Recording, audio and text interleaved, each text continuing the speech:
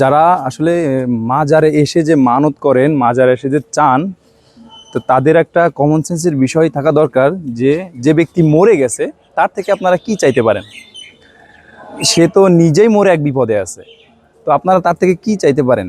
আর এমন মানুষের কাছে এসে চাবেন আল্লাহর কাছে চাবেন আপনি গরিব দুঃখী মানুষকে যে জীবিত আছে তাকে কিছু উপহার দেন, তাদের কিছু সাহায্য করেন, তার থেকে আপনার অনেক কিছু পাওয়ার আছে। কিন্তু এই মাজারে এসে আপনি উল্টো তার জন্য দোয়া করতে পারেন।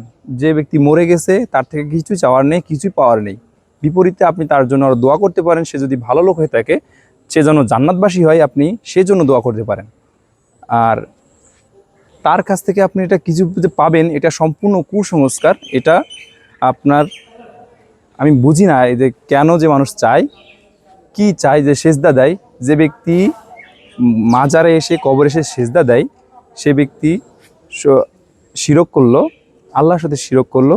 আপনার বিশ্বাস রাখবেন মহান আল্লাহর উপর, এখানে বিশ্বাস রাখার কিছুই নেই।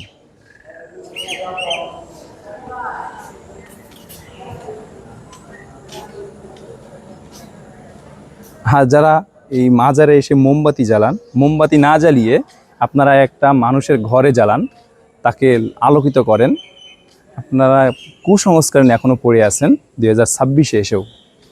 এটা খুবই একটা ব্যর্থতা। আমি এর আগে 2022 সালে এসেছিলাম, আর দ্বিতীয়বারের মতন আমি 26 সালে আসলাম।